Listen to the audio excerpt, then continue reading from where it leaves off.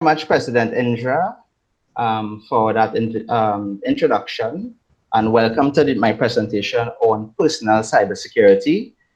This presentation was born out of the request of Rotarians at a meeting we had virtually with Rochelle of St. Augustine, I believe, on the marketing communications presentation, where I made a comment on Rotarians being safe online due to the uptake in use of online services and so forth, as a natural part, or probably we were forced to use, some of us were forced to use the internet and so forth.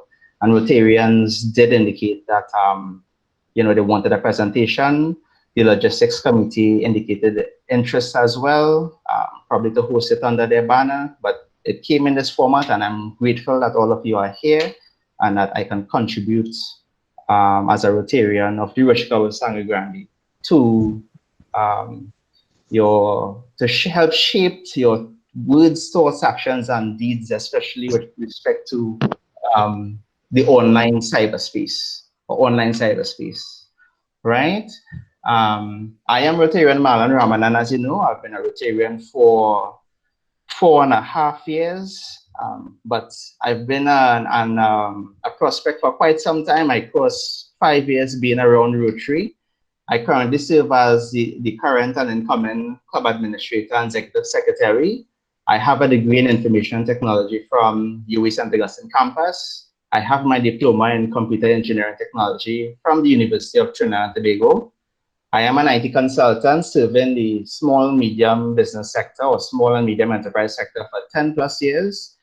I'm also a director at PC Farm Limited, which is a managed IT services company where we focus on the SMB market, on IT uptime and IT security solutions. The goals of this presentation is to make you have a comfortable understanding of personal cybersecurity. I want to enable you to make decisions and to take actions that promote your personal cybersecurity. And I want to enable you to adapt your personal cybersecurity in a rapidly changing technological world. What is personal cybersecurity? Personal cybersecurity is the protection of computerized systems and data from malicious access and use, right? So we talk about computers, we use laptops, we use cell phones, we use tablets. Computerized systems are not only the devices that we use, but the apps that we use and the connections that we make to services such as cloud services, even your online banking and so forth. It consists of hardware, software, networking, and all of these things combined really comprise of a computerized system. And as time goes by,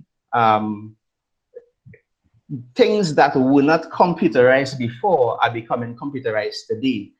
So for example, in the photo, we have a picture of a security camera. Long ago, when you purchase a closed circuit television system, you can connect it on the internet. Most of these devices today, you can connect to the internet and view your home and office remotely.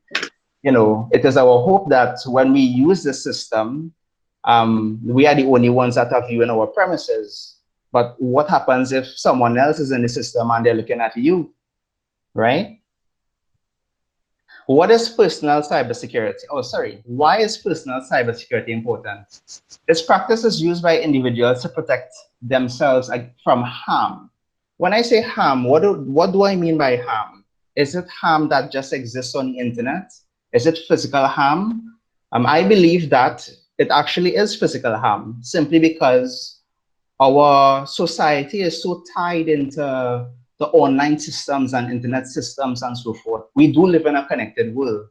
That malpractices online can lead to physical harm, right? We have harm in the form of identity theft, where a hacker or a cyber bandit, let's say, right, would steal pieces of personal identifiable information to forge your identity on the internet to get access to systems and conduct malicious acts, not malicious to them, good for them in terms of they may try to steal money from your account or use a credit card, but it's bad for you, right?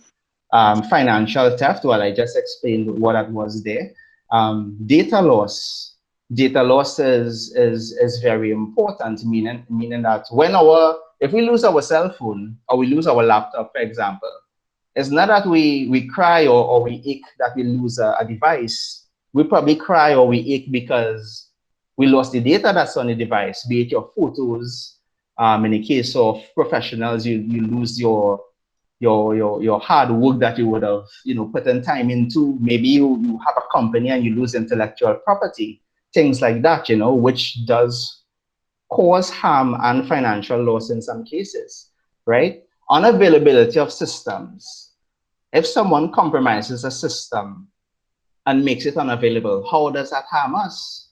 So there are malicious acts where hackers use devices or an army of devices to bring down essential services. So for example, there's an attack called a denial of service attack, where a hacker who has control of and who would have a network of thousands of devices, or maybe it's a group of hackers who come together and decide to overload a particular service online.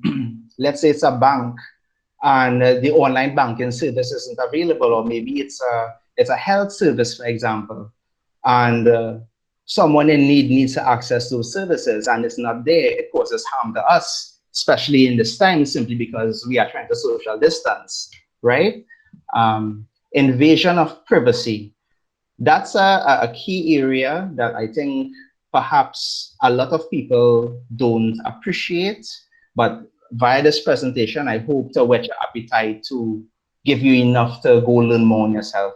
But information of privacy simply means that data that belongs to you, that's on one of your devices, or it exists in a company, meaning that company collected private information from you, whether if it's your name, your address, your phone number, put photos of your ID card, maybe you signed a credit card authorization form as you would do on a hotel.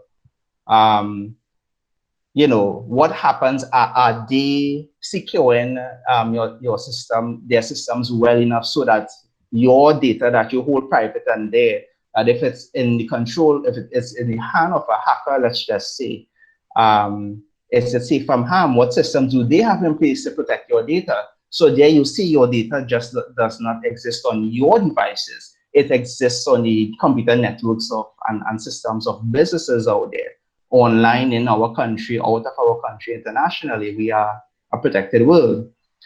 And there's also theft, there's also harm, in the form of ransom and extortion. So there are popular viruses these days. There's one form called ransomware, where if your computer gets infected, the software actually encrypts your data, which means it converts it to a form, somewhat in a coded form, that is not easily read, or it can't be read unless the hacker provides a key to unlock it. Think of it as they took your data, put it in a box, they lock the key, they take the key, and then they contact you and they tell you, if you want back your data, give us $200 US or $500 US. The majority of small and medium enterprises pay that fee because they unfortunately don't have a backup and their systems are down. Recently, it has been classed as extortionware simply because the hacker would actually lock back their data again and siphon funds from them or ask for a ransom payment ever so often. So these are examples of types of harm. There are many types of harm. That could be a presentation by itself, but that's in a nutshell of what's top of mind today. Just to give you some context, it's expected that cybercrime will cost the world $6 trillion US annually by 2021, up from $3 trillion in 2015. This represents the greatest transfer of economic wealth in history and will be more profitable than the global trade of all major illegal drugs combined, right?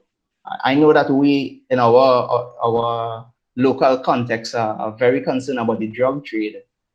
we don't even know. I'm not aware of what's happening online, but this is quite striking when I found this information. Cybersecurity spending will exceed 1 trillion from 2017 to 2021. Mind you, these figures are pre-pandemic figures. There hasn't been a study, or enough time hasn't passed really to do a proper study on the effects of the pandemic on IT security per se. We have bits and pieces of information, but these are pre-pandemic figures. I'm pretty sure that this figure is a lot higher because of the pandemic. Ransomware damage costs are predicted to grow more than 57 times from 2015 to 2021. This is a pre-pandemic statistic. Phishing attacks have increased 350% amid the COVID-19 pandemic. Phishing attack is, well, I'll talk a little more about that. Is where a hacker tries to lure you to a malicious site or unwanted site by sending you a URL. You guys would have got those weird WhatsApp messages, maybe from a Nigerian prince, for example, or someone that said you win a lottery, you know, help us send some funds so that we can send you what you win. You know, these messages that come through that is too good to be true. Well, those are a baseline cyber attacks, but I'll talk a little more about that. Considerations. We today live in an online connected world. In fact, I dare say the internet and online systems are an extension of our central nervous system, where we perhaps cannot live without it or be as efficient without it. Just as we, with our human body, sense the environment out there with sight and smell and so forth, so too we use the online web, for example, to sense our environment out there. I'm pretty sure many of you are dependent on, even before pandemic, pretty much dependent on online systems to carry about our day.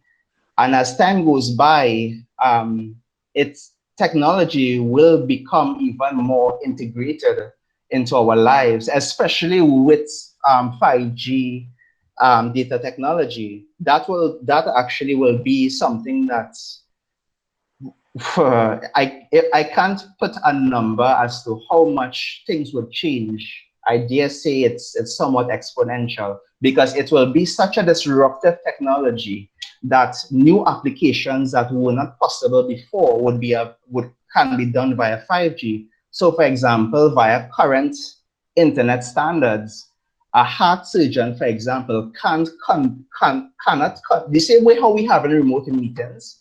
5G will enable heart surgeons to perform heart surgery over the internet. Such is the speed and the reliability of the internet that it is precise enough for a heart surgeon to do heart surgery virtually with robotic arms over the internet, controlling a robot to do surgery. That's an example, right? We are living in a pandemic, as I say, and we are more dependent on online systems now. Some of us were thrown into it, some of us were forced into it, some of us are probably holding back because we have fears of, are we truly safe online? And I want to bring your attention to the human brain. Now, there is a branch of cybersecurity, a branch of psychology called cyber psychology that specifically deals with the human psychology and the human brain with respect to technology. Now, many of you are aware of what it is called the fight or flight mechanism that is controlled by a part of our brain called the limbic brain. A part of our brain that has remained virtually unchanged and unevolved for millions of years ago from our ancestors when they were cave persons. And what that part of the brain was responsible for primarily is to just keep you safe. That's what it does. That's, you know, your fight or flight mechanism, as you know,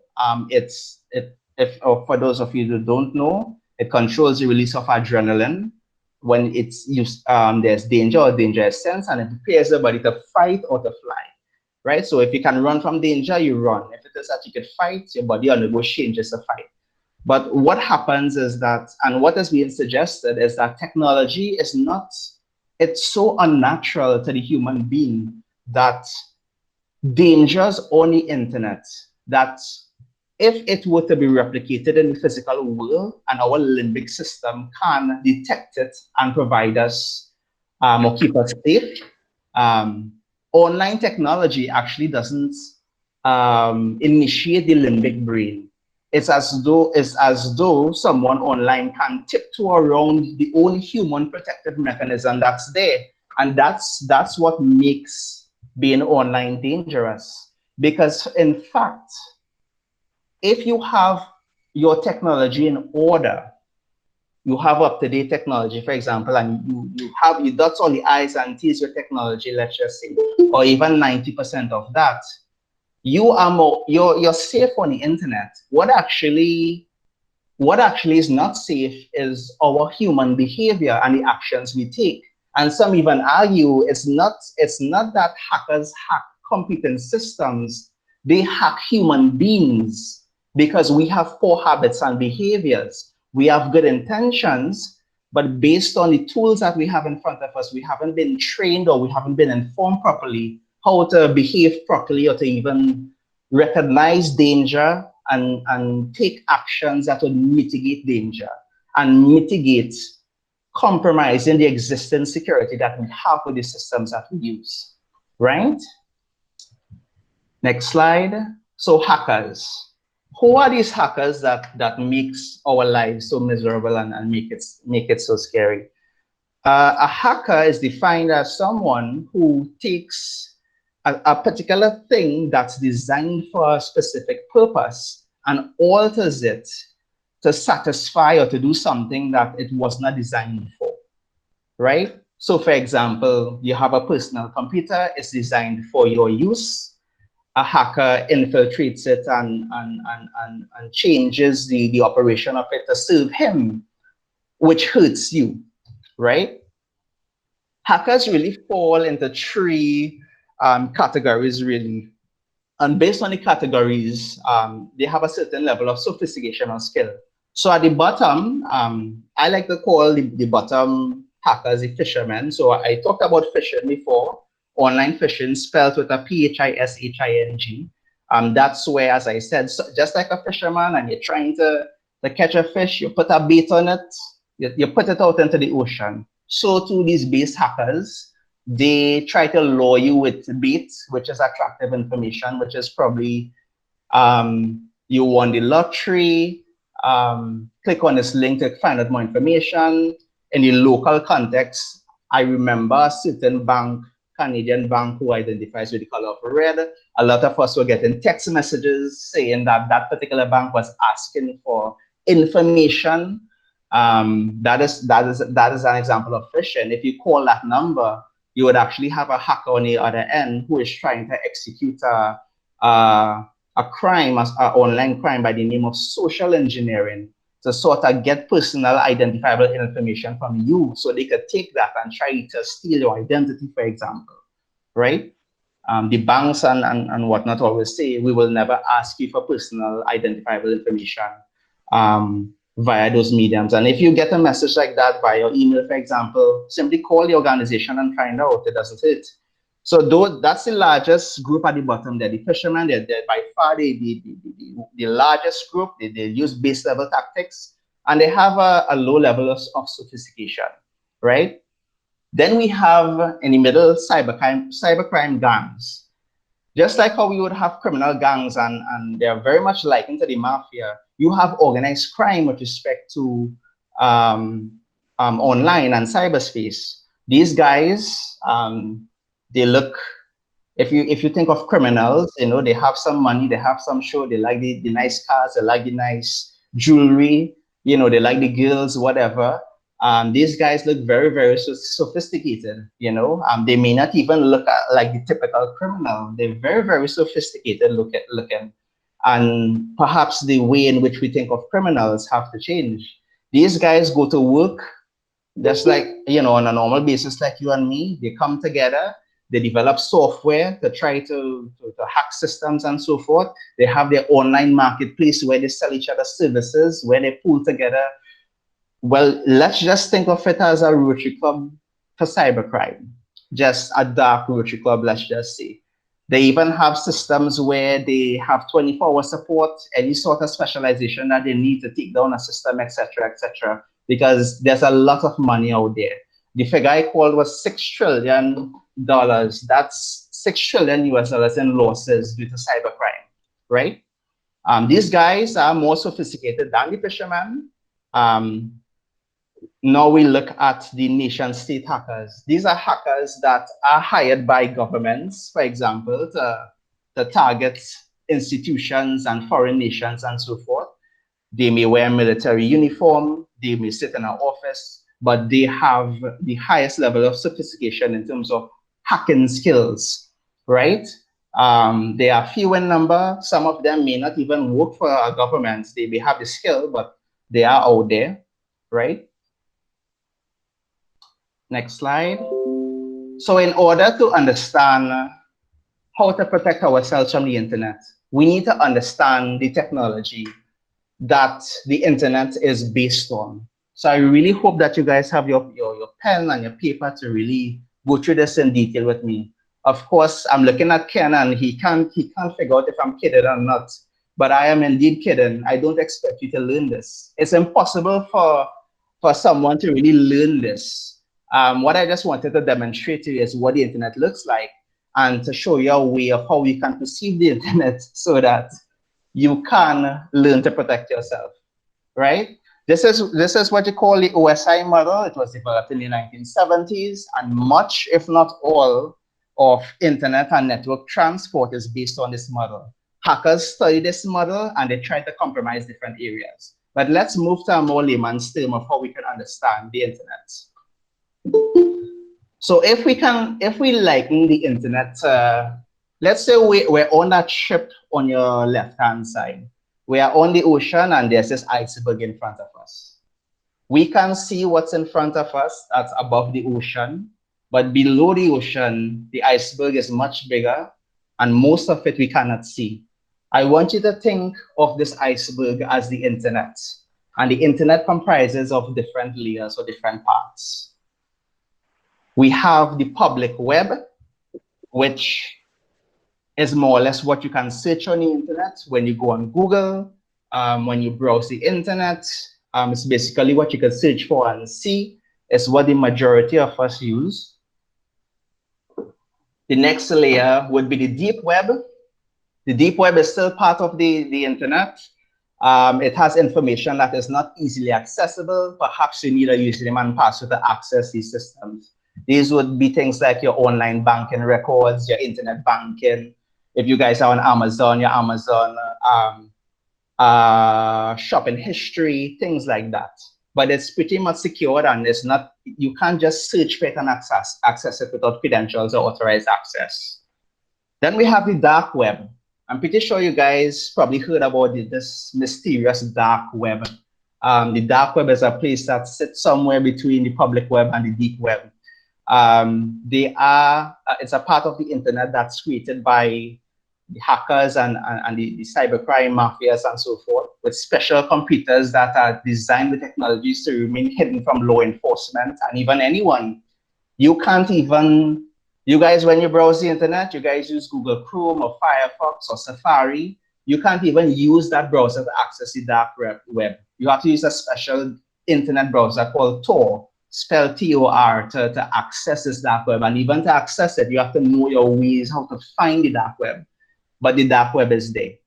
That's where child pornography mostly lives, people who facilitate human trafficking, people who sell illegal guns online, people who think about the black market on the internet, that's it. That's where they sit. And basically, cybercrime just does not exist on the dark web. It really exists everywhere. Evil is everywhere, whether if it's on the public web, or whether if it's in the deep web, or whether if it's in the workplace, whether if it's at home, I dare say, you know, evil is everywhere. And remember, technology is a tool. Tools are meant to make our lives better and make our lives more efficient. Just as you can take a knife and you can make chicken soup for someone who is ill, so too you can take the tool of a knife and take someone's life. It depends on the morals and scruples of the person behind the technology, right? So I want to bring you guys, shift you guys away from the technology a little bit to bring you guys to a very familiar situation, which is home, more particularly home security. Because I want you guys to appreciate a concept that will help you guys be more secure on the internet. Technology or personal cybersecurity is really a layered approach. There's no silver bullet. There's no one solution that will solve, all types of cybercrime, right? This scenario is very personal to me because when I got married and I moved out of Sangre Grande to Arima a year and a half ago, our house was not broken into. Someone climbed through, a child climbed through a thin place in the burglar proof when a window I forget to close. And while it didn't get away with much, it certainly shook my wife, of course, and me. I was upset, but I was determined to not let this happen again. And so, with discussions with the police and so forth, they taught me how to really think about the context of my home with respect to security. So here we have a typical home, nice car, fence, whatever. And we have a guy there, typical bandits, which they all dress like that. And he's trying to figure out how to break the security to enter your home, right? If I were to think about mitigation effects of how to deter bandits such as this, maybe I would install security cameras. For some robbers, they may see that and say, hey, I don't want to be seen. I might go by a neighbor who don't have a camera. Or maybe it'll be the robber that just put something on the face and come in. Maybe I'll consider putting in a guard dog, extra pair of eyes on the property, never, fail to secure anyone. Never fail to secure anyone. The police told me to increase my activity online. If I do more gardening or I walk around the other little more and I show people that are wrong, then definitely it will deter criminals who look at and they will look at places where people are not around, right? We actually established a neighborhood watch. I got together with my neighbors. We talk about what happened. We set up a WhatsApp chat. Neighbors all over the neighborhood put up cameras and we all message each other to say, hey, if we see something strange, or we send each other video clips, etc. All these different layers of security, be it items or even behavior, in the instance where I go out and I make myself be seen, acts as a deterrent. If there's a situation where at night, let's just say that this is my security system and I forgot to lock my front door or even leave the key in the ignition of my car, and a bandit comes and look at my home, certainly he could walk into my front door or steal my car. But the camera and the dog, and perhaps maybe he has information that or he's seeing a neighbor looking, he definitely wouldn't be there. But at the end of the day, security was achieved. And so too, this is how you have to think when it comes to personal cybersecurity. You have to be able to think, you have to be able to adapt your situation based on the services that you use and the technology that you have in order to apply different types of technology. We have a different type of bandit here, the hacker, who can access this home if we have an unsecured Wi-Fi network, for example. If the Wi-Fi password isn't protected and so forth, and it's open, your hacker could be sitting along. He could be your neighbor. He could be someone who hacked into a neighbor's machine, took over that computer, did a scan to see if it have any open Wi-Fi networks around, and he gets in your home. The camera and the dog and all the different things didn't solve the cyber hacker. So we have to take a different approach.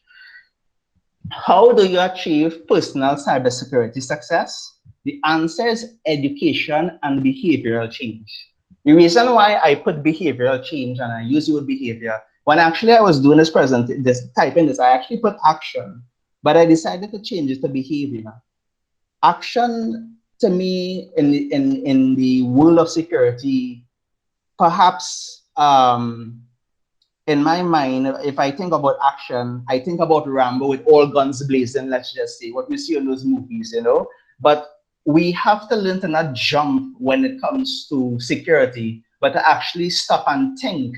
And perhaps the word behavior is more prudent simply because it really illustrates a level of stopping and thinking and really analyzing a situation, right? But with the education that you guys have gotten so far and the little more that's in front, I believe that if you guys are educated and understand the three concepts that are crucial to personal cybersecurity, you guys would have a control over your personal cybersecurity goals, no matter how technology evolves or it changes or whatever shift may come. If a day comes where holograms come into our home, and you guys could enjoy holographic movies and all of that.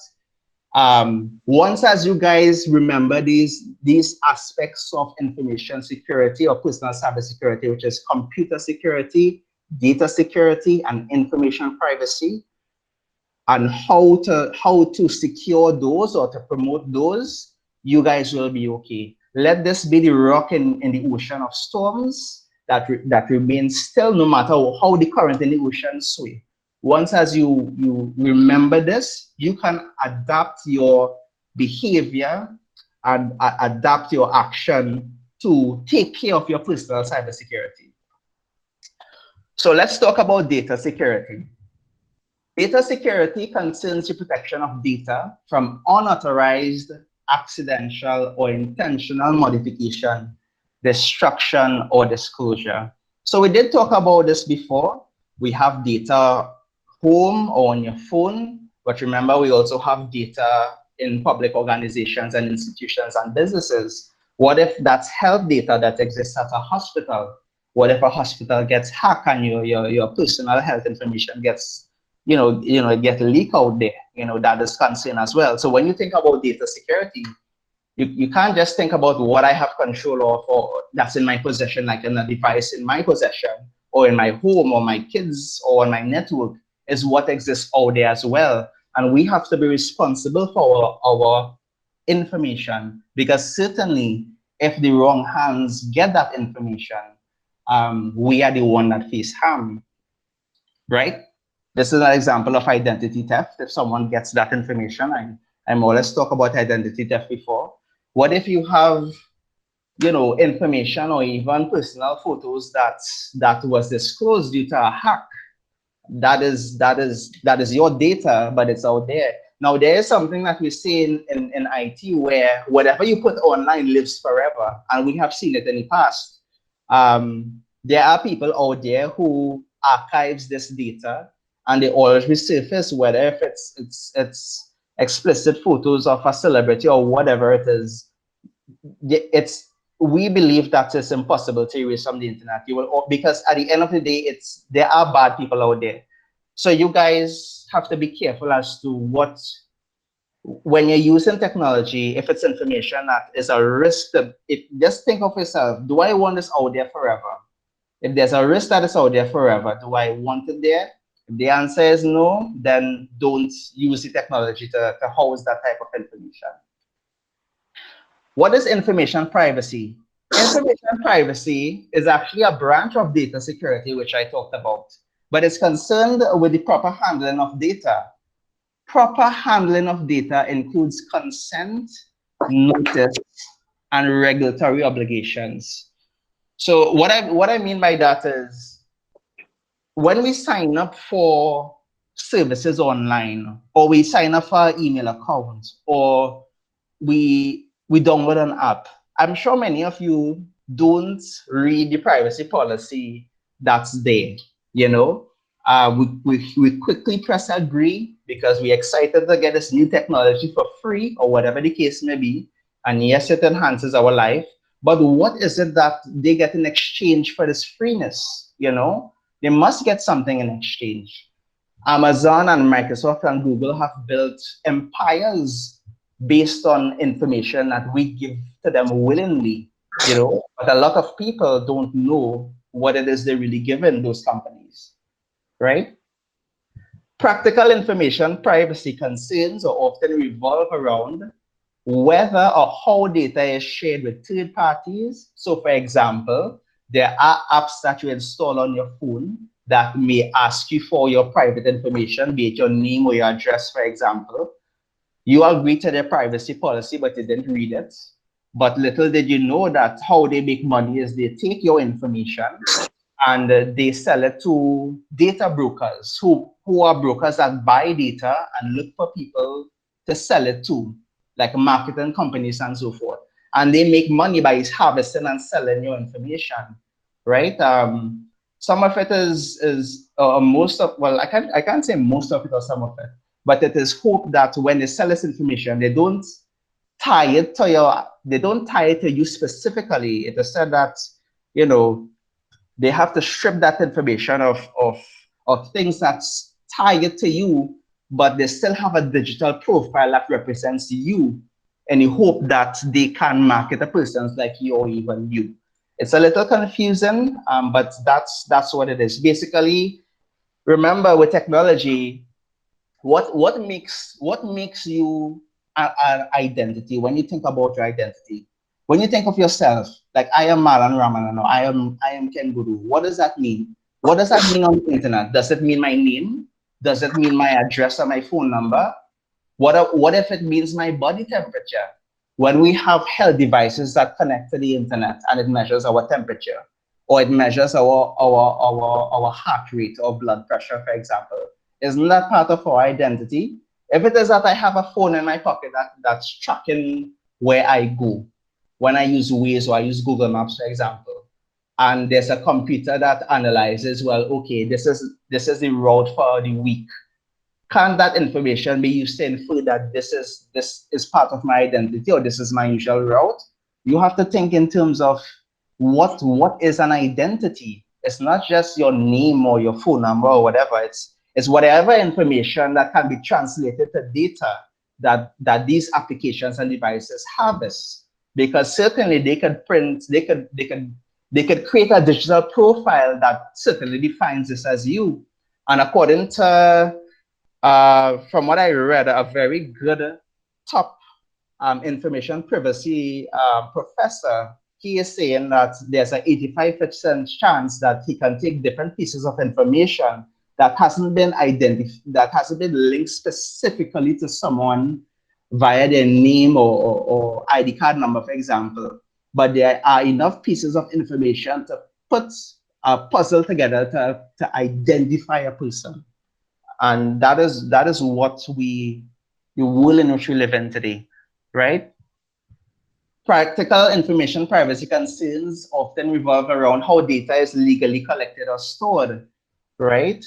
Um, is it stored in a secure place? If it's health data, for example, is it stored by a certain level of security, etc., etc. Regulatory restrictions such as GDPR, HIPAA, GLBA, CCPA. These are standards that exist. I know that HIPAA is enforced in the US and I believe Canada, but these are standards that health organizations have to satisfy when it comes to their information systems to protect patient information and so forth, right? In our Trinidad and Tobago society, we do have legislation and bills pertaining to cybercrime and information or data security. There's the Computer Misuse Act, there's the Data Protection Act, and currently up for debate is the Cybercrime Bill. I know the Media Association of Trinidad and Tobago said in the news that there are policies being suggested in the Cybercrime Bill and even certain parts of Data Protection Act. And I believe Computer Misuse Act that is not media friendly, that infringes on the right of the media. They are also saying that the public needs to be more involved in shaping the cybercrime bill.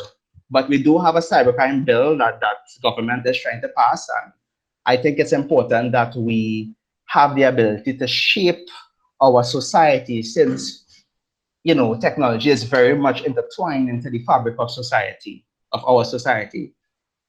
Two data breach examples. These are, I just want to bring to your attention two data breach examples that occurred where an external company was hacked and what the consequences were. So the first one you guys are familiar with is Yahoo. The first one is Yahoo. In the year 2013 or 2014, there were 3 billion user accounts, which at the point in time, or probably still is, it's the biggest data breach in history for that time. Attackers who were state-sponsored obtained. Very clearly. Okay, good, good. You hear me clearly, right? Right, right. Sorry about that. I just muted someone. Right. So attackers obtained real names and addresses, date of birth, phone numbers, and passwords from their users, the Yahoo users. The impact reduced the company value by 350 million US dollars, and at the point in time, Verizon Wireless was considering it for sale. And there's untold damage to persons who had other accounts and data compromised outside of Yahoo. Simply because if someone's username and password is compromised, a lot of people recycle their passwords, and hackers definitely going to use that to go to popular services and try to log in with those credentials and gather more information to steal your identity or to do fraud and so forth, right? We have another case with a online dating service by the name of Adult Friend Finder. I'm pretty sure a lot of us heard about this incident. In 2016, 412.2 million accounts were compromised. The breach was particularly sensitive for account holders because of the nature of the services the site offered. The Friend Finder network, which included casual hookup and adult context websites. The stolen data spanned 20 years on 6 databases and included names, email addresses, and passwords.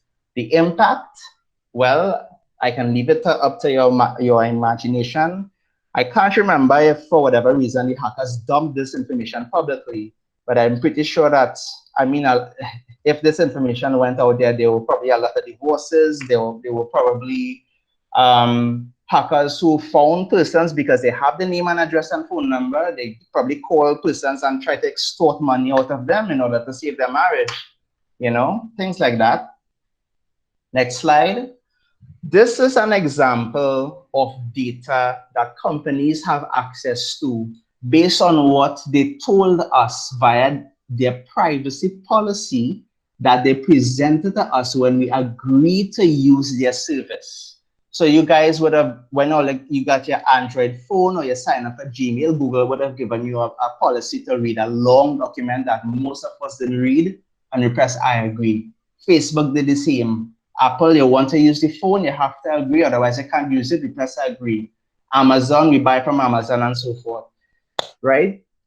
These are examples of information that they have. They would have your name, your gender, your birthday, your phone number, email address, your location, right? For those of you who may not even be aware, if you're using Google Android, your phone automatically tracks everywhere you go on a map. But you can go and check every day, and it will show you a map as to where you went, what day, if you and show you information, trends, and so forth. The first time that I actually, even though I knew that they did this, when I actually went on the map and I was able to select any date on a calendar and it showed me on a map my travel and where I went, it was exciting to me technologically, but at the same time, I felt as though, that I was when I say by being tracked, not being tracked by someone who, intends to harm me, but the fact that something there that was tracking my location, I had a moment where I felt that, perhaps technology went a little too far, but it didn't go beyond that simply because I needed the service and I used the service to my benefit, right? Companies have your work information. Facebook has your income level if you fill that information out. Companies have your physical address. Facebook has your facial recognition data. Sometimes when you go to tag photos, they automatically recognize who you are. What if someone gets that facial recognition data and tries and hacks into your iPhone, let's just say, right, and try to use data from Facebook to hack into your iPhone to get access to your data? These are possibilities, even though Apple is really secure. Facebook knows your political views. Everyone has your credit card information. Amazon and Microsoft has recordings of your voice data. And I know that even though it's not shown here for Google, Google has that as well. So for those of you who use Amazon Alexa or Microsoft Cortana or Google Now, you could actually go on well, I can speak for Google. There's a section to go in Google, and it actually, you can play back all that you've told Google when you speak to the assistant, you know. What if a hacker compromises one, or a cybercrime gang compromises, let's say, Facebook, for example, and get bits and pieces of this information? Certainly, they can use things like this to, you know, try to steal your identity. Something that amazes me in the local context is like my bank, for example, a certain bank that identifies by royal blue or purple, a Canadian bank, I will say. The security questions that they provide to you, I find is it's so poor. One of them being, what's your mother's maiden name? Everybody know my mother maiden name. And if someone don't know my mother maiden name, Trinidad, everybody know everybody. It's not hard to find out, but that's the fact that they have that question there to verify someone's security. It's something that needs to be looked, you know, relooked, you know? Right. What is computer security? The last aspect that we have to know about is the protection of computer systems from harm, theft, and unauthorized use. Okay, then what is a computer system? A set of integrated components that input, output, process, and store data and information. Now, I try to simplify that definition as much as possible, but even though it will be confusing for some, we have to learn to, I will help you to recognize what a computer system is. We all knew computer systems is just a personal computer. Laptops came, that was okay. We know it as a computer system. Then we have mobile phones in our hands. That's a computer system. Tablets are computer systems. These devices give you power today more than the US president 20 years ago. Computer systems are evolving. They're evolving into smart devices. Many of us probably have a smart TV, right? But it qualifies as a computer system, right? This is what you call a smartwatch that qualifies as a computer system. But when we talk about computer security, we really think about our laptops and phones and tablets and so forth. We think about cloud services, and we think about online banking and apps and so forth. But the face of what represents a computer is changing. And it's something that you need to be aware of when it comes to computer security. I have this photo here, and many avid readers perhaps will know what this is, or they're probably wondering, what does this represent? I see a home that has Wi-Fi. There's an air conditioner to the top. There's a refrigerator, there's a coffee machine, there's a water heater, there's a dryer, there's a fan, there's a stove. What are these things? And why are they connected in a circle? This, my fellow Rotarians, is what is known as the Internet of Things. This is going to be, or it has started to be, well, you know, when they say the future is now, it used to be the future, but it is more or less becoming our reality today, where these devices that were once dumb, remember your TV was once dumb, your TV is now smart, right? These devices here, amongst many others, inanimate objects that you never considered will become smart, are going to become smart, and there are models out there where your fridge can connect to the internet and reorder a particular, maybe it'll reorder eggs from Amazon if it runs low, right? Where your air conditioner is hooked up to your smart home system, so that before you leave work, you know, you could press a button on your phone remotely and put on the AC to cool down the house, so when they come home, it's okay. And the same applies to the coffee maker and the water heater, you know? The Internet of Things is a term that is used to describe the connection of these devices, giving them the ability to exchange data to ease our lives, you know, via automation. But with what I've spoken to you before, when it comes to computer security, when we used to think that computer security is just your laptop or your computer, or your phone or your tablet, nothing beyond that. Now it appears that this is what we have to apply computer security to all these things. And this will become very much prevalent when 5G internet technology becomes more available and accessible. because that provides the backbone in which this network of things can thrive. But the concern is that with an increase of computers, there's also the increase of risk or harm if we don't secure these devices or don't take them into consideration in the context of our personal cybersecurity, right? Now we speak about the behavioral, or we can call them action steps now, because I'm pretty sure I piqued your interest in why we need to behave rather than go on all guns blazing. We needed to understand. First of all, the last slide and what you guys probably learned about the Internet of Things, I would say, don't be afraid, be empowered. I didn't give you all this information to frighten you or to make you feel that you have no control. You know, tools and technology are meant to benefit us. And I want Rotarians you know what I love about Rotarians really? Everybody on Zoom for this pandemic, it have Rotarians in my club, for example, who are not tech savvy, but they get it on systems. You know, they're doing things. You guys have become Zoom ambassadors. Rotarians are persons that are not afraid of technology. They're not afraid of technology. They're adventurous. They have the concerns and they may have the fears, but you know what? They're definitely adventurous. I want you guys to be empowered. And part of that empowerment is being educated and being able to use the tool to your advantage, right? So let me give you some action steps that you guys could take to promote and really rank up your personal cybersecurity.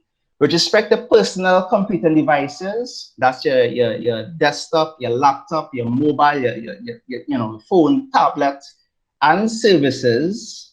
And when I say services such as online banking, what I really mean is services where you use apps on your phone to connect to those services. You could perform these steps. Perform frequent and automatic updates. You know, when your phone or your computer annoys you constantly, we have an update. Do you want to update now? Do you want to remind me later? Do you want to set a time for tonight? Some of you, when you're using your Windows computers, there was a time where the updates just start and interrupt your work. Why all of a sudden there's these updates? Long ago, we had updates, but they weren't so intrusive in our lives. What these updates are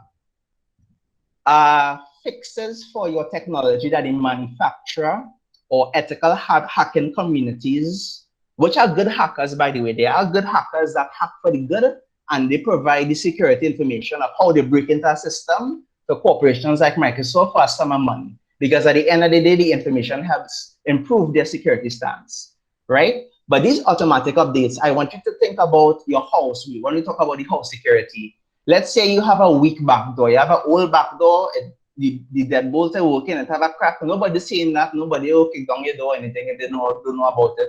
But if someone bypasses your security and they kick that door with one solid kick, they get into the house, you are only as strong as your weakest link.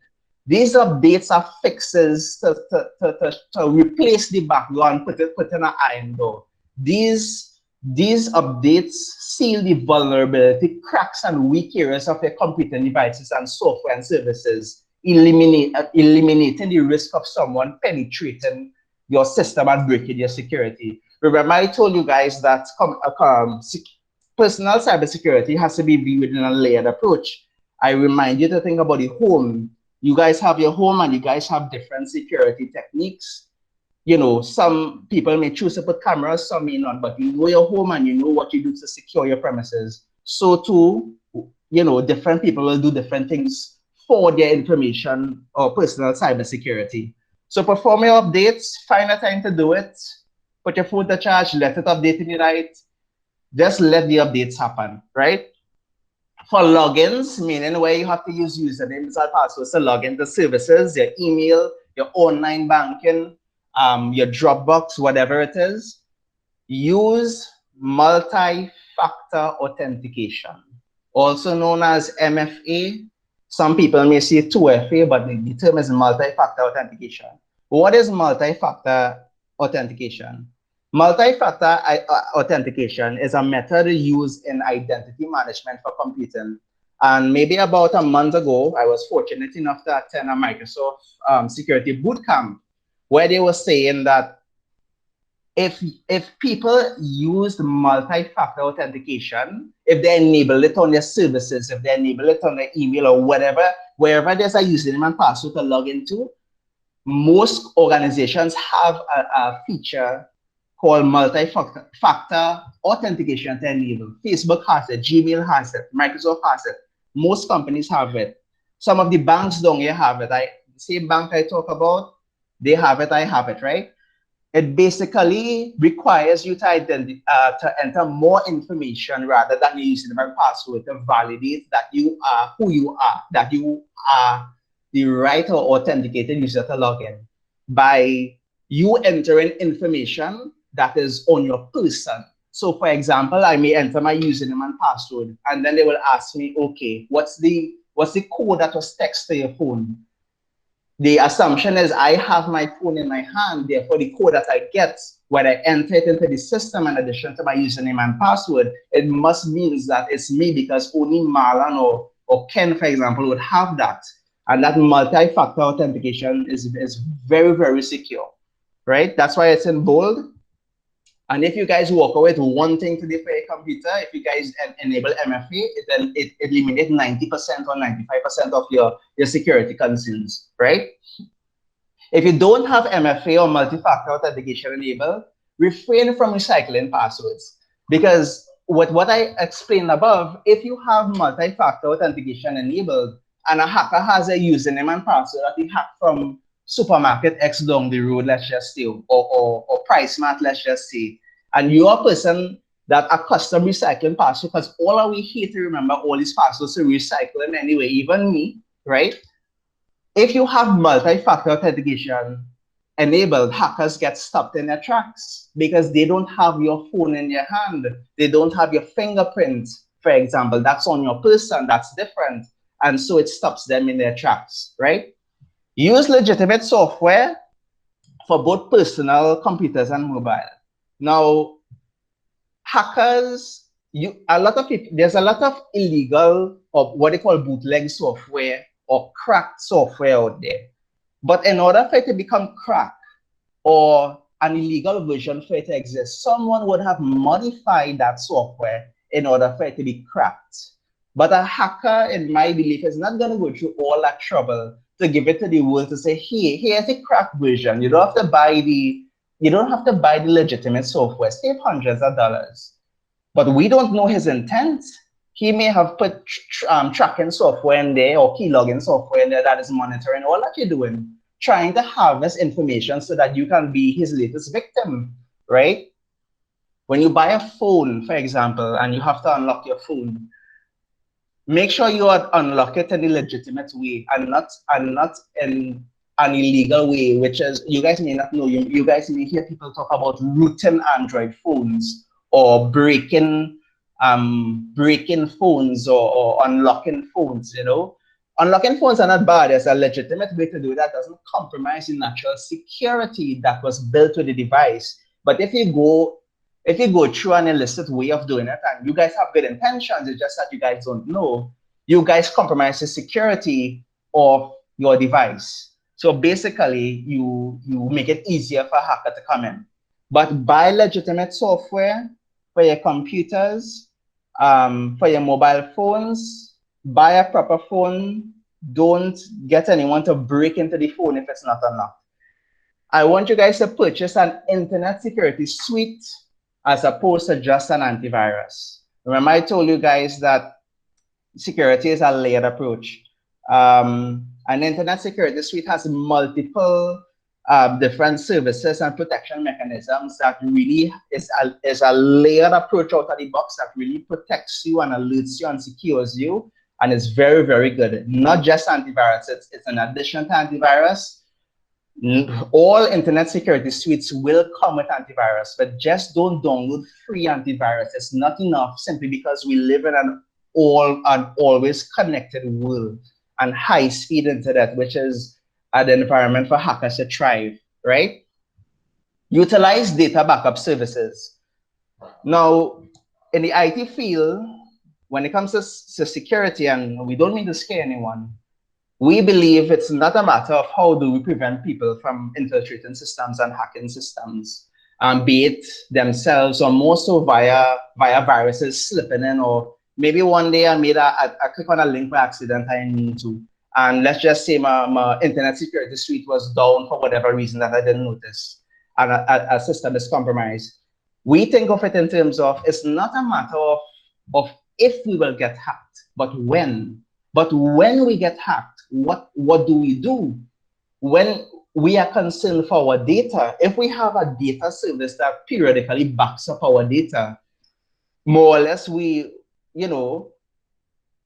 providing that information is not leaked out there or whatever the case may be, I think most of us, once as we get back our data, will be okay depending on the situation. But data backup is a very key part of the security because it allows you to recover, providing that the information is not put out there, or that you're a person that is of interest, that it would warrant value of someone who wanted to find your information out there. Data backup is very, very critical for all of us. Right, as I told you guys, and I'm highlighting, perform frequent or automatic updates, or for to use MFA, if you guys just do those 2 actions, you would have achieved a lot. But I invite you to remember the layered approach and try to apply much of the action steps as possible, right? I'm also highlighting utilize data backup services because you need a place to go back to if your data got stolen. Or what if your physical laptop got stolen or you lost your phone or whatnot? It's really the data we care about, right? Behavioral steps when it comes to your Wi-Fi and internet use. Refrain from using open or unsecured Wi-Fi networks. For those of you who know or you don't have a password for the Wi-Fi at home, right? If you invite someone at home and say, yes, search for the signal, just click on it and they connect without a password. That's an open network, and it means that your neighbors can also connect to your network. And if your neighbors have a compromised system, a hacker who knows what you're doing can certainly break into your systems and steal information. So make sure you put a password on your Wi-Fi. You would recognize the Wi-Fi logo or the icon with the padlock, which means it is secure. If you're not sure, speak to your IT consultant to verify that indeed you have a secure Wi-Fi network. I want you guys to recognize what a safe website looks like and use them. And what I mean by that is on your mobile phone or on your computer or your tablet, when you type in an internet address, www.whatever.com, you will see a padlock to the left-hand side. And what that basically means is this website has been secured with a technology that promotes data security and information privacy, especially in the context where you have to send information across to that website so that to access a service. So, for example, your online banking, you would see this on the web browser, the address bar where you type in the address. If one day you guys go to your internet banking, I'm just saying, right? And you know this thing normally has secure, but one day you go and you see that the padlock is unlocked and it's red, and it's definitely not secure. Do you go ahead and do your online banking seeing that? The answer is no. So this is where the behavioral change comes in.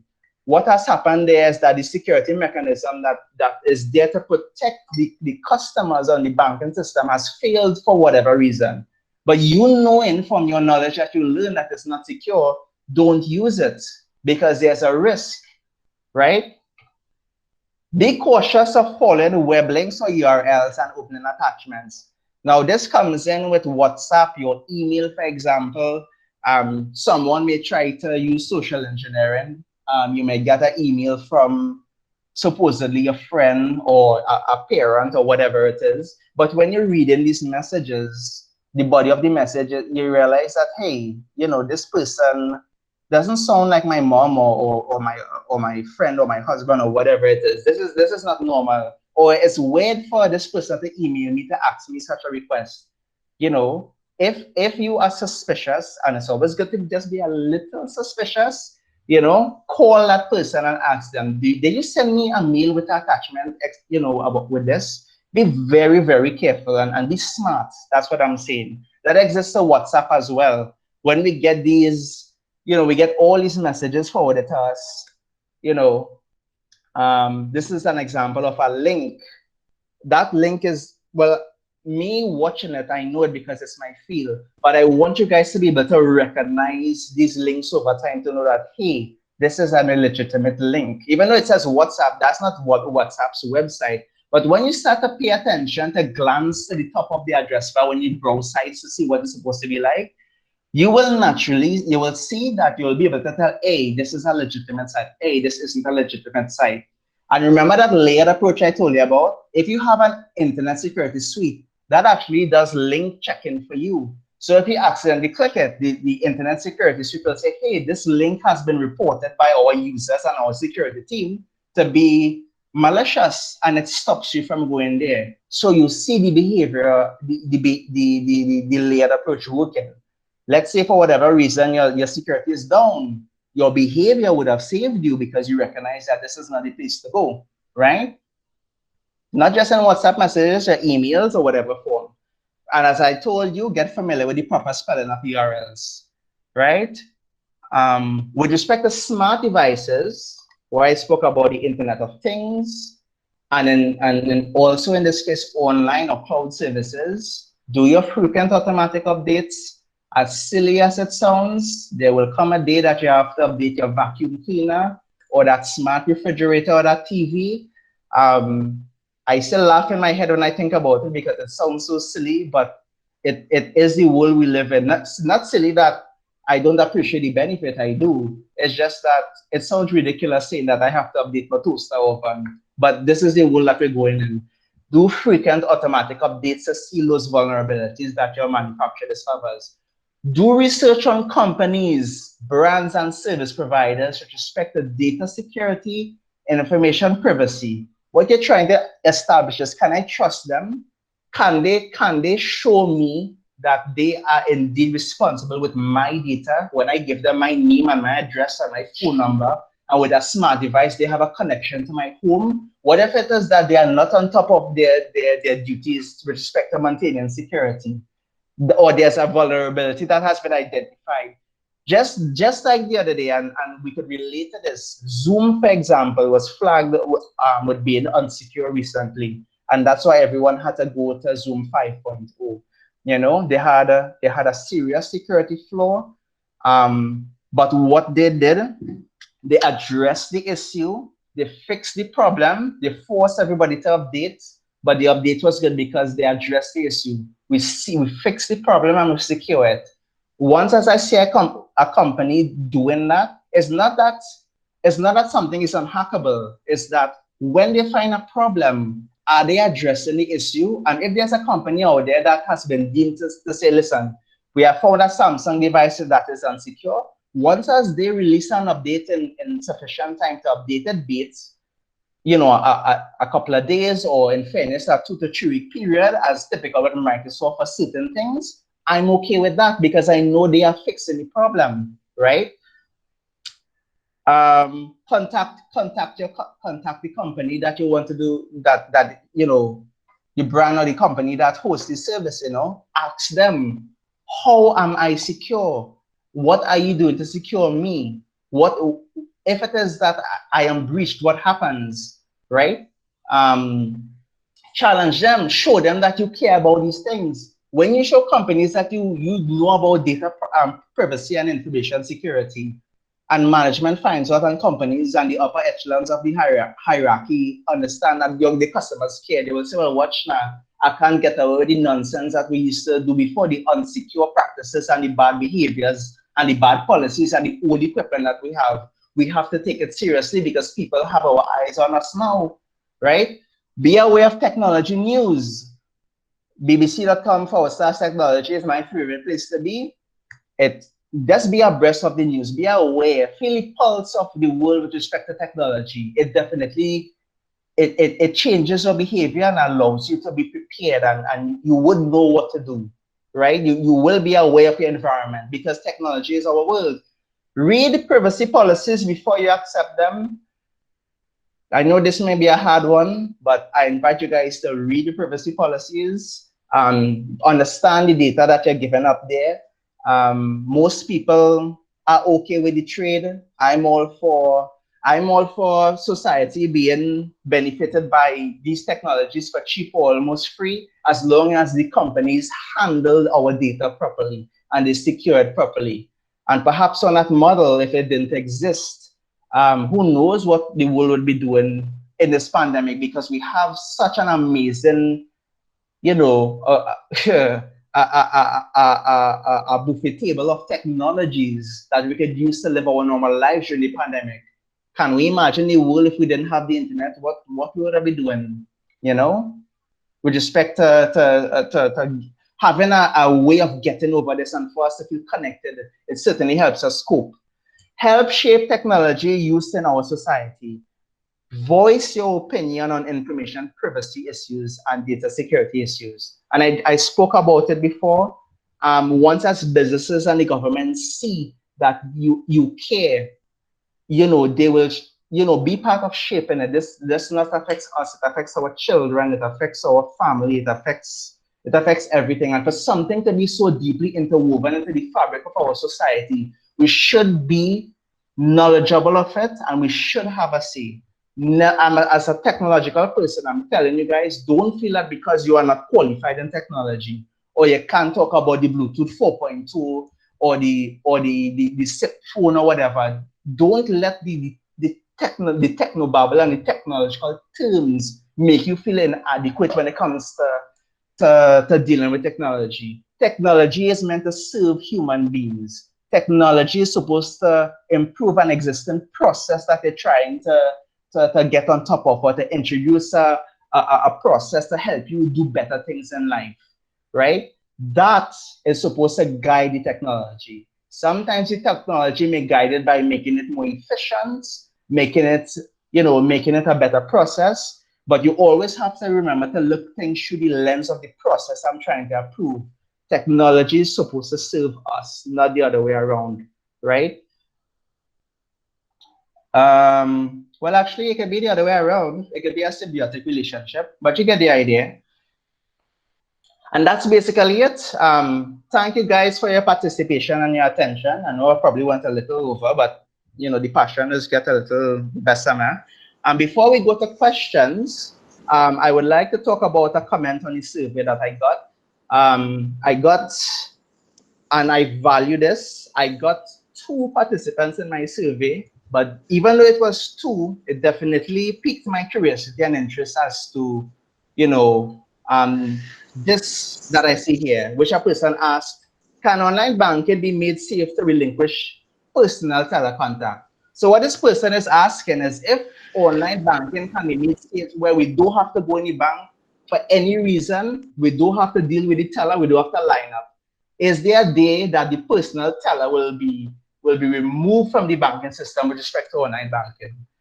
And to that, I want to tell you a little story to help you understand and put that in context. So because of this question, I actually called my bank, same bank that identifies by a royal blue and navy color, that is Canadian. I called them and I told a little white lie. I said, hi, my name is so-and-so. I am not a technology professional or nor am I IT savvy. I want to use your online banking, but I have reservations, what happens if someone hacks into my online banking? What happens then?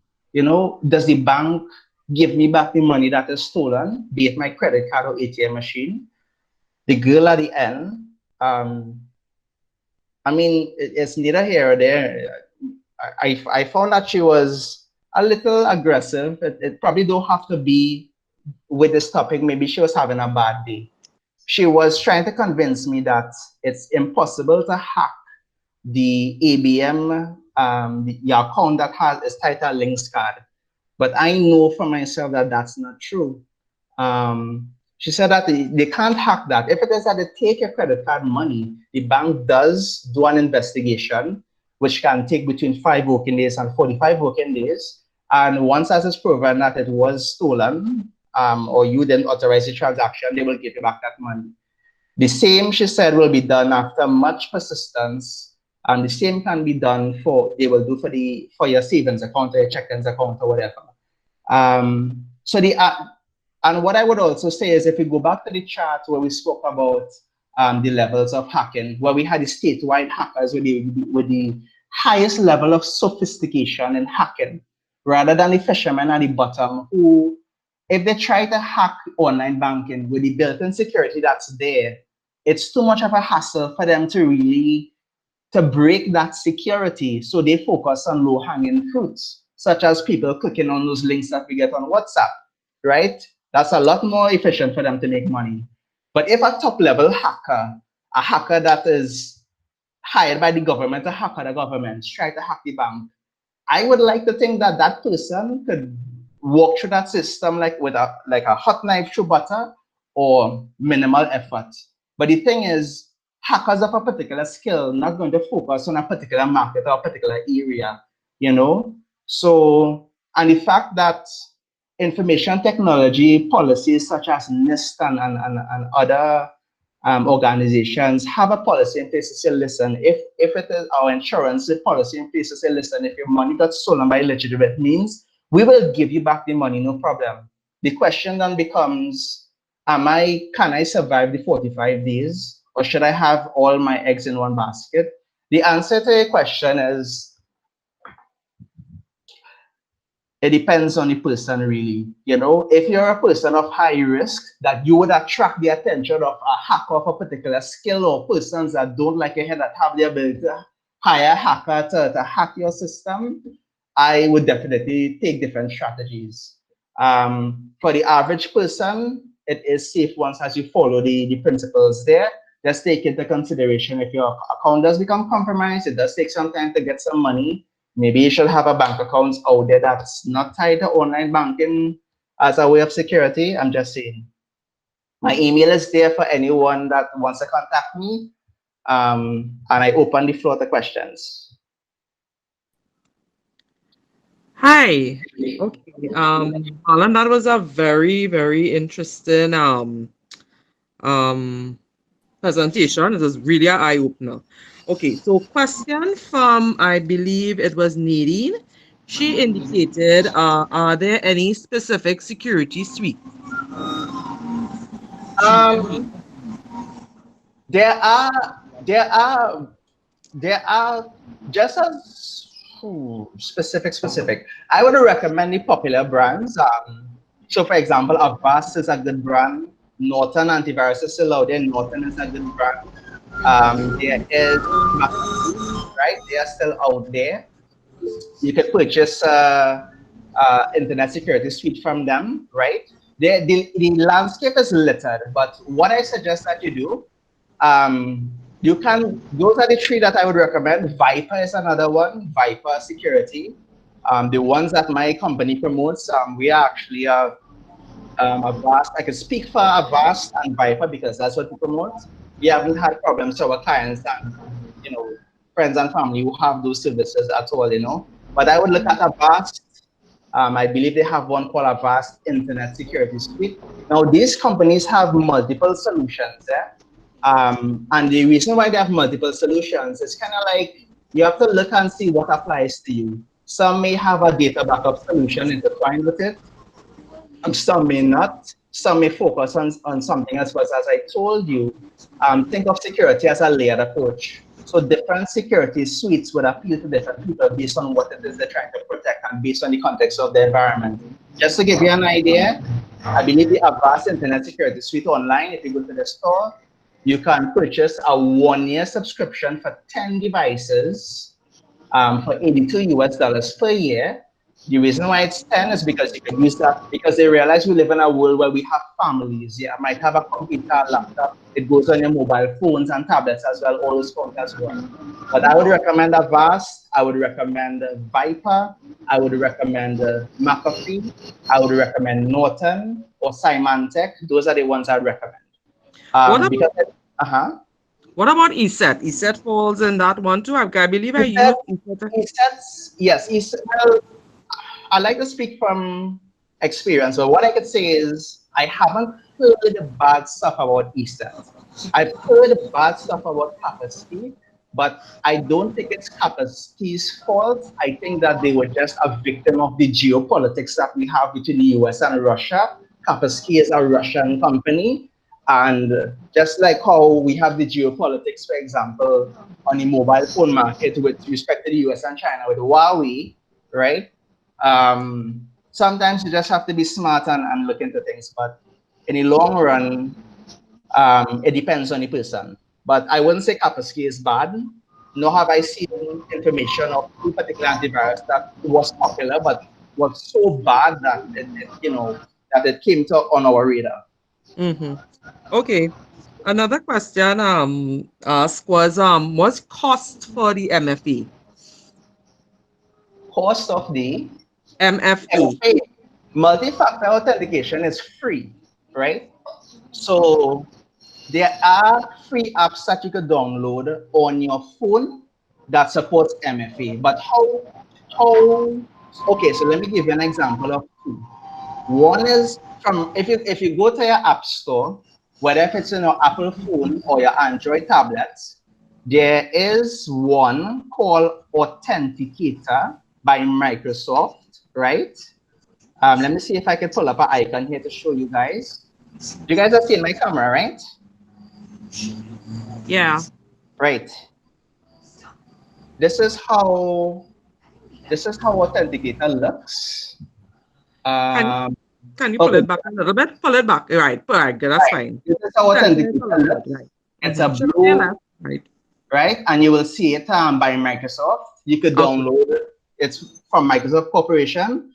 Google has their one called Google Authenticator with a silver padlock, I believe, but it's by Google, right?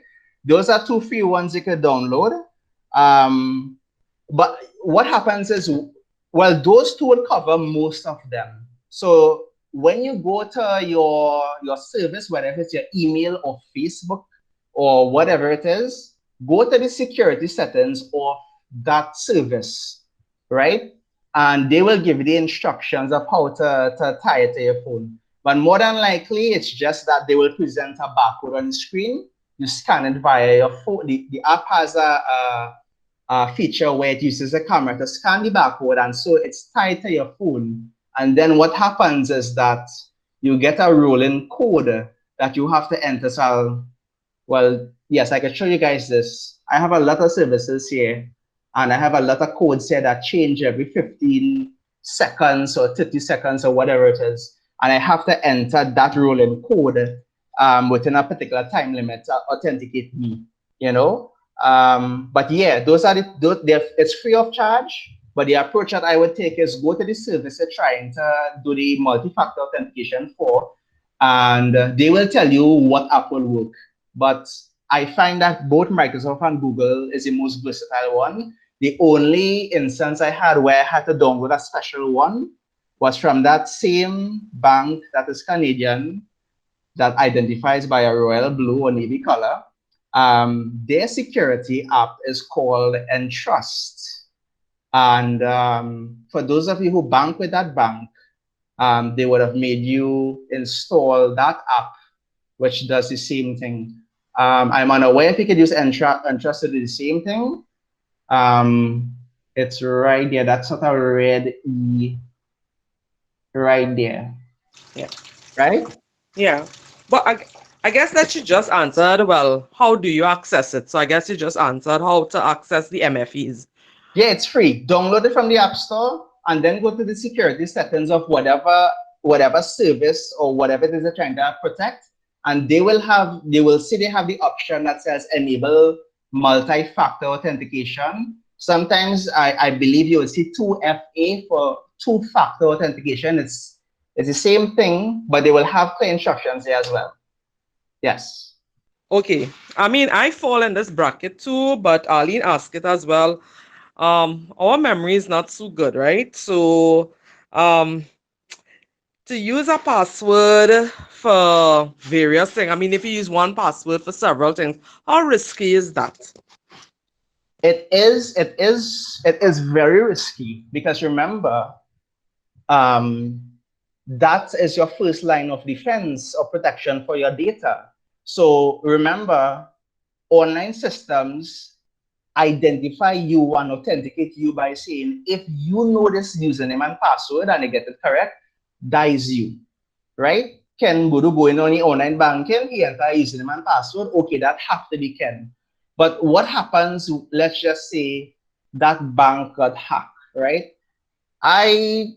Maybe 15 years ago, I did a little hacking in the dial-up days. Nothing too fancy, but it was fantastic for the time it was. And what happens is that when you get a username and password, what you do, because you think that, hey, this person may discover that he is compromised, let me try to access other things of interest that I want access to. So I will take that same username and password and go to, if someone has an email, everybody on Facebook, let me try that same username and password or email and password on Facebook. I get in, you understand? And then what we would try to do is lock that person out of the account. That's how hackers think. So it's in the terms of security, they call it, is it lateral movement? But basically what they try to do when they get into a system, they just move to apps they think or programs or services you potentially connected to try to compromise those systems as well, and perhaps even lock you out of those systems in order to steal your information.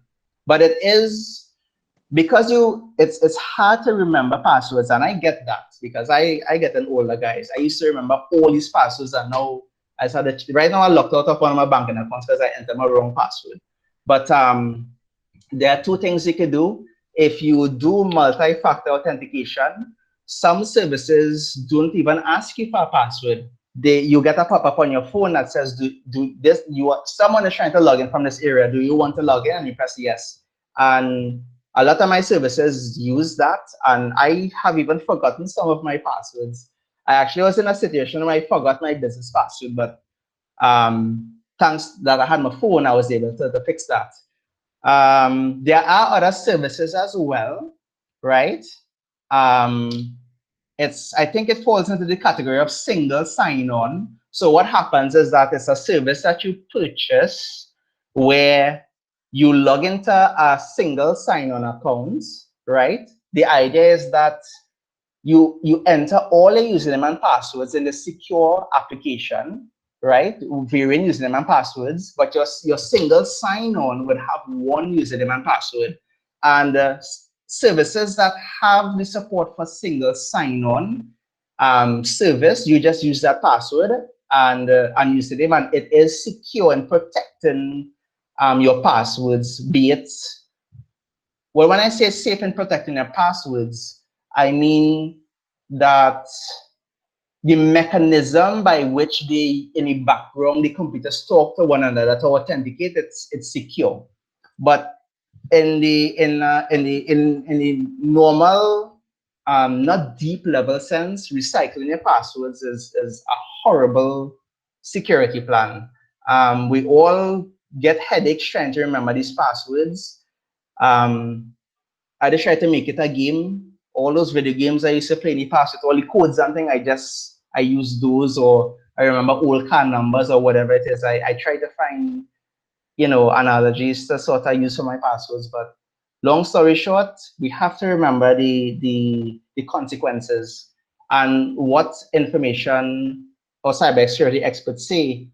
Sometimes when your identity gets stolen, that follows you for the rest of your life, It's hard to get from that. You guys should go research victims of identity theft. But long story short, recycling passwords is a bad idea.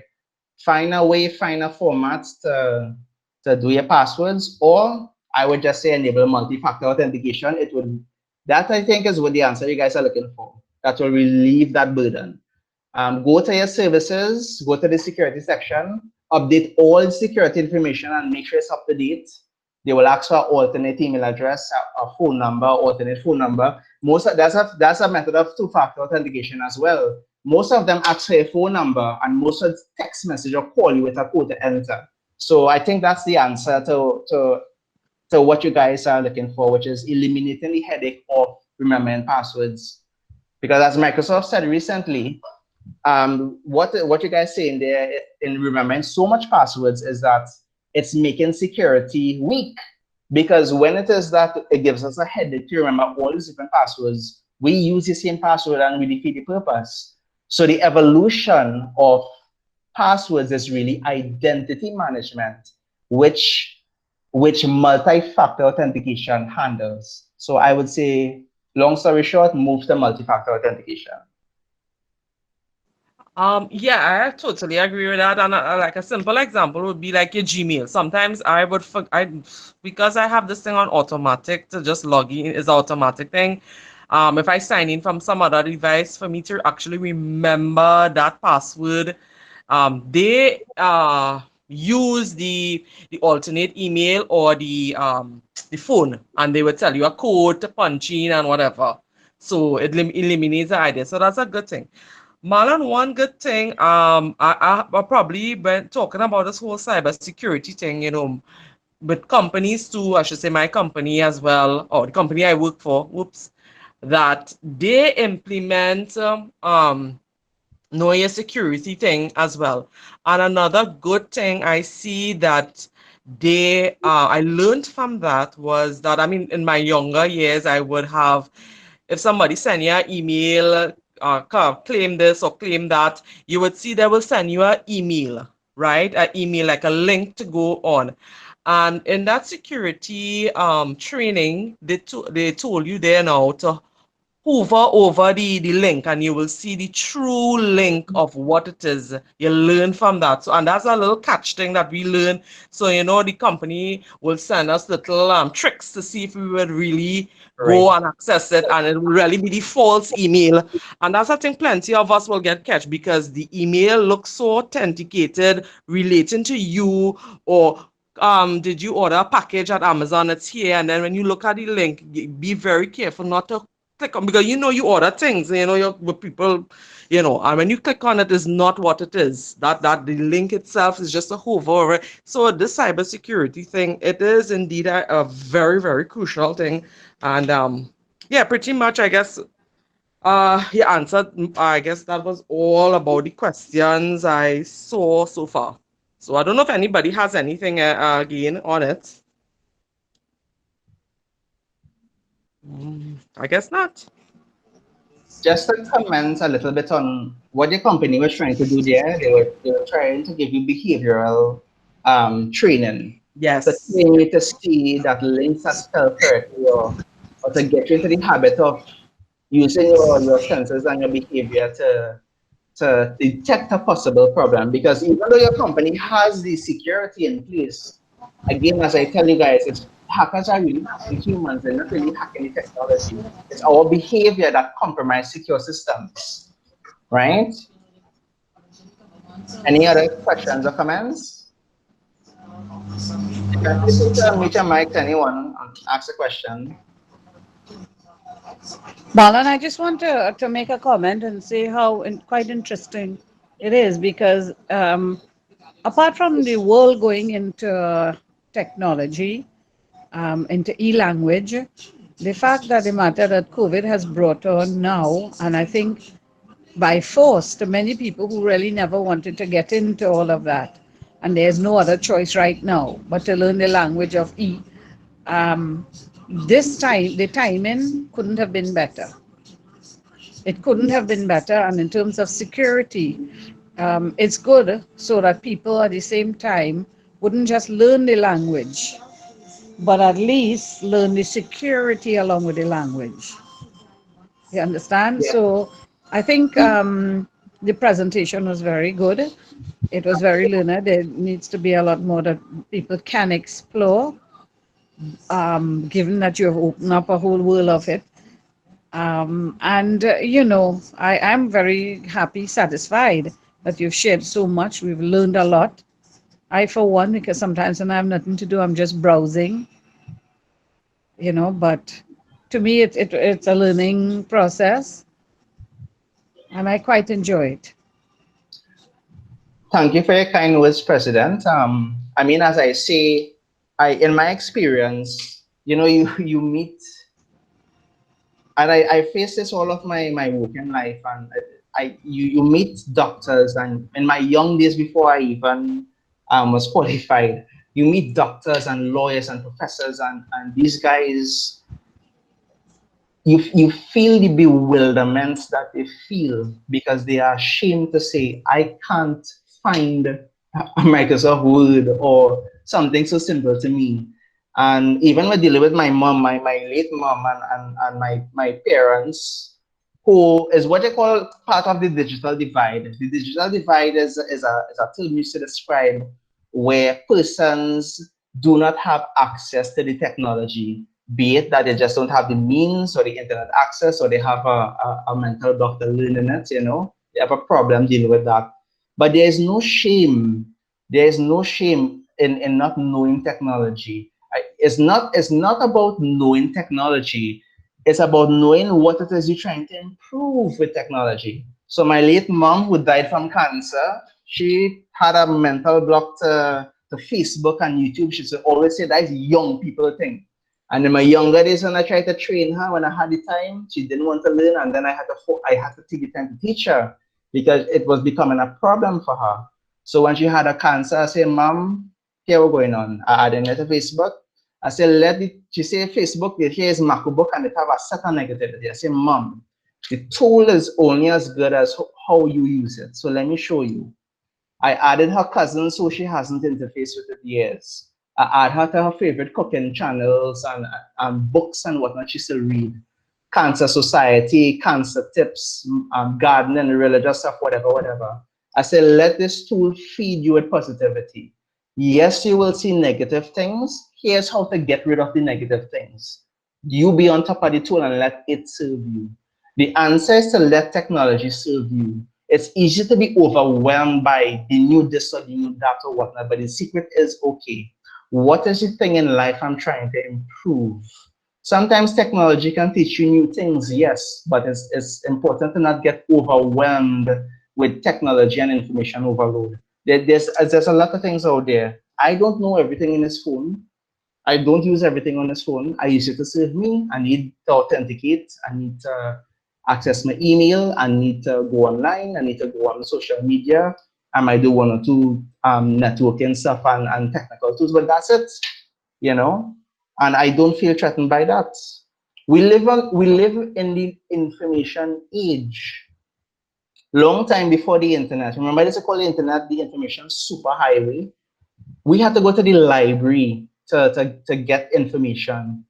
Families who could afford an encyclopedia. Some family could, suppose people could only afford one book of encyclopedia. Or when it is they get an encyclopedia, see how exciting it was. Now it is. We had to have this newspaper articles and talk to people, watch TV. Now we have so much information, like we don't know what to do. But the thing is, it's not to be overwhelmed. It's to really say, how can I use this to serve me? And it's okay to not be a master of everything or even the common things that people use. I, for example, I'm an IT professional. I am not a graphics artist. Rotary Club does, others do a lot of graphics into Rotary. They take time and thing, others do it because I love my club, but I am not a graphics artist and I'm okay with that, you know?